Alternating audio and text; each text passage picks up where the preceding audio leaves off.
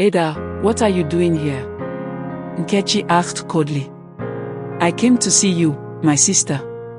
It's been so long since we've been together, Adah said with a smile, her voice filled with love. Nkechi looked at her older sister with disdain. Why didn't you call before coming? I'm busy, Adah. You can't just show up like this. Nkechi glanced behind her into the house and then back at Adah. No, I'm sorry. I have guests, and this isn't a good time. You should go back home, she said, stepping back and closing the door before Adah could say another word. Once upon a time in the small village of Umuzu, there lived 4 sisters, Adah, Nkechi, Amara, and Chidinma. They were a close-knit family, but life had not been kind to them. They lost their parents when they were still very young. Adah, the eldest, became both mother and father to her younger sisters, taking on the responsibility of raising them and ensuring they had a better future. At a young age, Adah had to drop out of secondary school so her sisters could continue their education. She worked tirelessly, doing odd jobs in the village to make enough money to support them with their education. Her hands, once soft and delicate, became rough from years of hard labor. Despite her struggles, she remained cheerful, always putting her sisters first. She believed that if her sisters could succeed, her sacrifice would be worth it. Men will come for her hand in marriage, but because of the love she has for her sisters, she couldn't marry and leave them alone all by themselves in the village. Even her sisters were not happy with the idea of her getting married. So she remained unmarried. Taking care of her siblings was her top priority. Nkechi, Amara, and Chidinma eventually finished their education, thanks to Adah's sacrifices. They went on to university and each found success in their own way. Nkechi became a banker, Amara worked in the city as a manager, and Chidinma married a wealthy businessman. They all left the village behind to chase their dreams, while Adah remained behind, living in the same small house that had been their parents' home. Years passed, and Adah's once youthful face began to show signs of age. And her eyes, once bright, were now tired from years of toil. Adah had remained unmarried, not because she didn't want to marry, but because she couldn't bear to leave her sisters behind while they were still growing. Now that they were all married and successful, she thought perhaps it was time for her to find her own happiness. But every man who had once admired her had long since forgotten her. They were all married with families of their own. Adah's heart grew heavy with loneliness, but she held on to the hope that her sisters would always be there for her. One day, Adah decided to visit Nkechi, who lived in the nearby town of Umuzu. She had not seen her sisters in many months, and though she called them often, they rarely answered her calls. Perhaps they are just busy, Adah would tell herself. She packed a small bag and made the journey to Nkechi's house, her heart filled with hope and excitement at the thought of seeing her sister. When she arrived at Nkechi's home, Adah knocked on the door and waited. After a few moments, Nkechi opened the door. Her expression was one of surprise, but not the happy kind. Adah, what are you doing here? Nkechi asked coldly. I came to see you, my sister. It's been so long since we've been together, Adah said with a smile, her voice filled with love. Nkechi looked at her older sister with disdain. Why didn't you call before coming? I'm busy, Adah. You can't just show up like this. Adah's smile faded, and she looked down at the ground. I'm sorry, Nkechi. I just missed you. Can I come in? Nkechi glanced behind her into the house and then back at Adah. No, I'm sorry. I have guests, and this isn't a good time. You should go back home, she said, stepping back and closing the door before Adah could say another word. Adah stood there for a moment, tears welling up in her eyes. She wiped them away quickly and turned to leave. Maybe Amara would welcome her. Adah made her way to Amara's house in the city. It was a long journey, but she was determined to see her sister. When she arrived, she knocked on the door. This time, Amara opened it and looked at Adah with surprise. "Adah, what are you doing here?"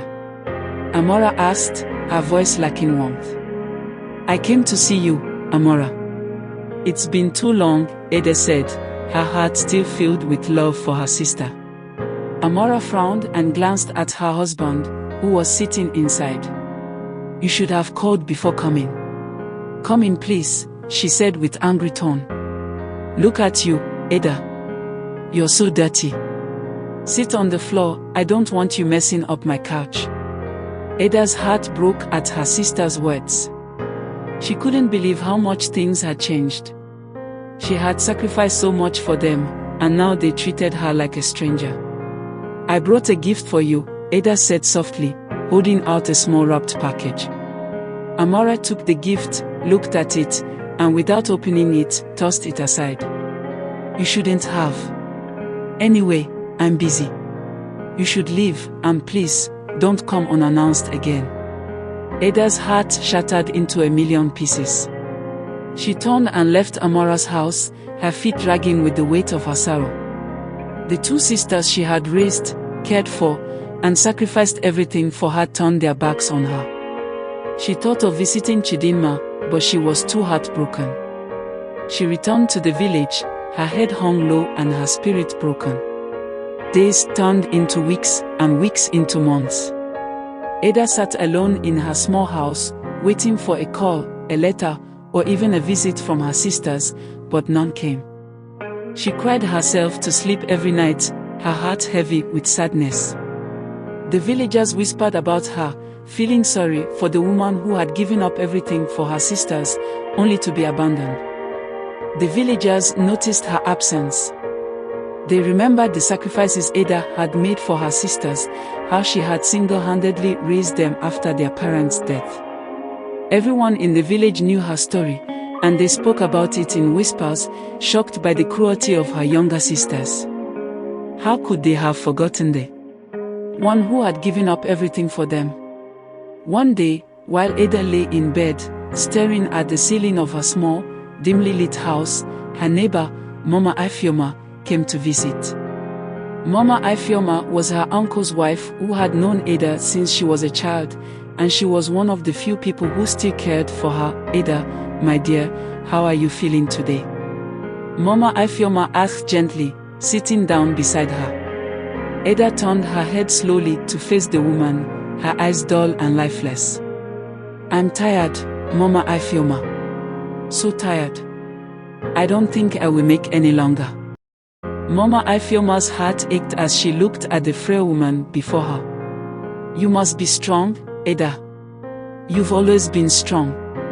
Your sisters, they will come back to you. They will realize their mistake." Adah shook her head weakly. "They've forgotten me.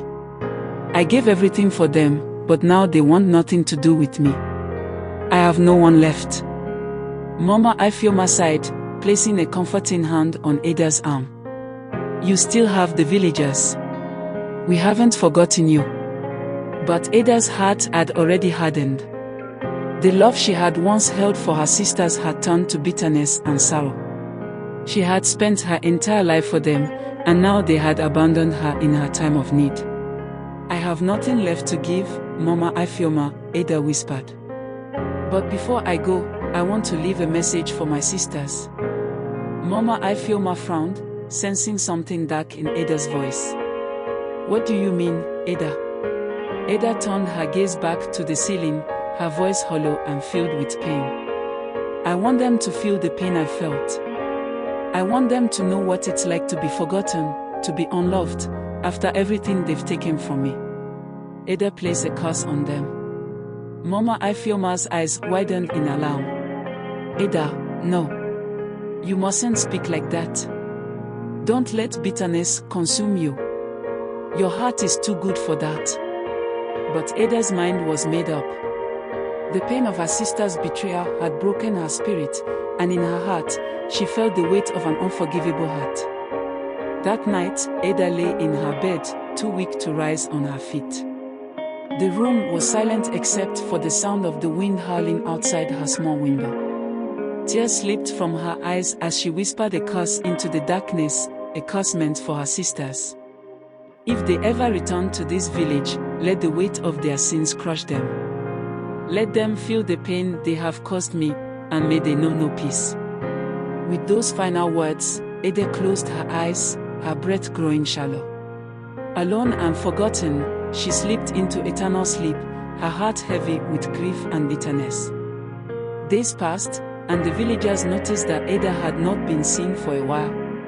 Concerned, Mama Ifeoma and a few others went to check on her, only to find her lifeless body lying peacefully in her bed. The news of Adah's death spread quickly, and the village mourned the loss of a woman who had sacrificed so much for her ungrateful sisters. Meanwhile, in the city, Adah's sisters, Nkechi, Amara, and Chidinma, went on with their lives, unaware of the storm that was brewing. They had not visited Adah in months, and they hadn't even bothered to check on her. But one evening, as Nkechi sat in her luxurious home, something strange happened. She was getting ready for bed when she heard a soft knock on her window. Startled, she turned toward the sound, but there was nothing there. Shaking off the eerie feeling, she tried to continue with her night, but the knocking grew louder and more insistent.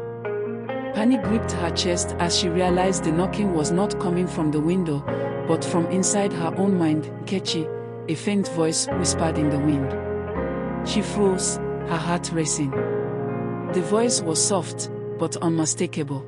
It was Adah's voice. Nkechi, come back home. Terrified, Nkechi ran to her phone and dialed Amara's number. Amara, something's wrong. I heard Adah's voice. Amara, who had been sitting in her lavish living room, felt a cold shiver run down her spine. What are you talking about, Nkechi? Adah's in the village. No, I heard her, Nkechi insisted. I think something's happened. Amara felt her own fear rising, but she tried to calm her sister. You're just imagining things. Adah is fine. We'll call her tomorrow. But neither sister could shake the unease that settled in their hearts.